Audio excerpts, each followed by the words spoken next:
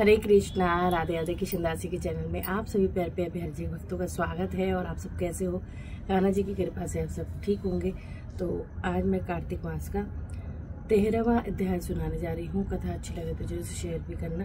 तो लोटा ले लेंगे जल का, और तिल राई ले सकते हो, फूल ले सकते हो, और ये भी चावल ले सकते हो कथा सुनते वक्त। श्रीमन नारायण नारायण नारायण भज नारायण नारायण। तुलसी माता सुखदाता तुम हो कृष्ण की प्यारी, जो जगाए हम दिन राती भक्ति मेरी तुलसी। यहाँ तक की कथा सुनाने के बाद नारद जी बोले, हे महाराज पृथु, भगवान शिव तो शांत चित्त योगीश्वर हैं। उन्हें देवताओं द्वारा जलंधर की सेना के आगमन का समाचार मिला, तब भी वे शांत चित्त बैठे श्री हरि का ध्यान करते रहे। हे राजन, भगवान शिव अजात शत्रु हैं, उनके लिए देवताओं और राक्षसों में कोई अंतर नहीं। इन सब बातों को भुलाए अज्ञानी जलंधर सेना सहित कैलाश की ओर बढ़ रहा था, जिससे देवताओं में भय व्याप्त हो रहा था।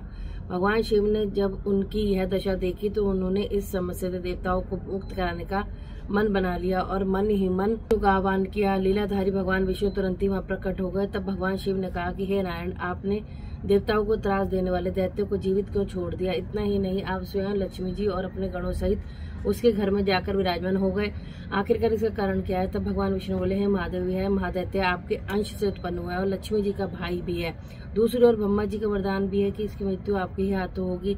इसी कारण हमने उसे नहीं मारा। अस्तु, यह महादैत्य आपके हाथों से ही मारा जाएगा। भगवान विष्णु की बात सुनकर भोलेनाथ बोले, यह महादैत्य हमसे भी ऐसे नहीं मारा जाएगा। अतः हे पीताम्बर, इसे मारने के लिए आप हमें अपना तेज देने की कृपा करें।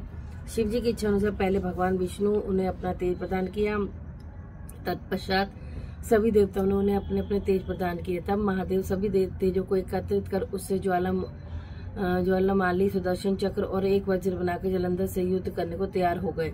उनके भूत गणों की सेना के साथ देव सेना भी मिल गई। तब जलंधर उनकी सेना के साथ भगवान शिव का घोर संग्राम आरंभ हो गया। इस संग्राम से पूरा ब्रह्मांड कंपायमान हो उठा।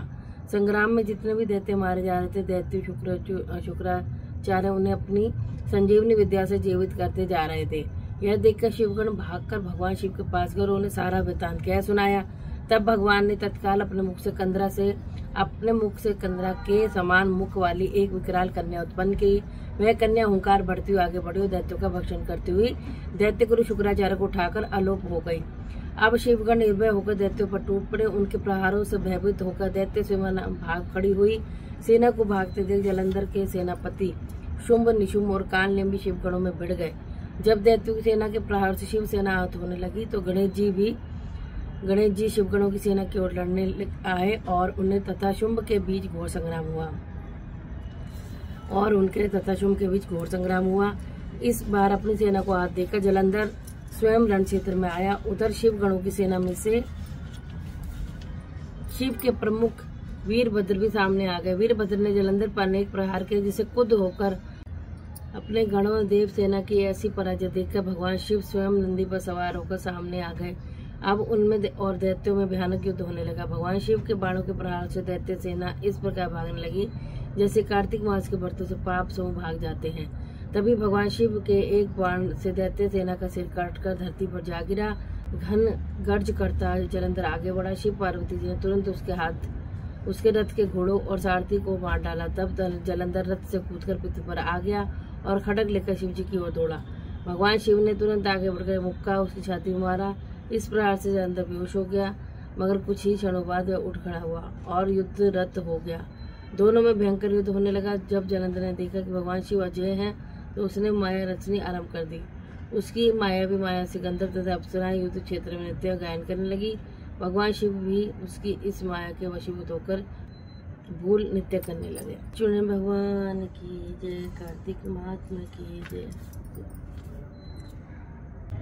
तुलसा महारानी नमो नमो, हरिकुटरानी नमो नमो। कौन से महीना वृतसरानी को हुई हरियाली, आषाढ़ महीना वृतसरानी, सावन मास हुई हरियाली। तुलसा महारानी कौन से महीना हुई तेरी पूजा, कौन से महीना हुई सगाई, कार्तिक मास हुई तेरी पूजा मकसद सगाई। तुलसा महारानी नमो नमो, हरि नो काम बैठी तुलसा, काम बैठी शालिग्राम, कमला बैठी तुलसा, आसन बैठी शालिग्राम रानी नमो नमो, हरिकुटानी नमो नमो। 56 भोग 25 व्यंजन, तुलसी ने एक भी पूजन।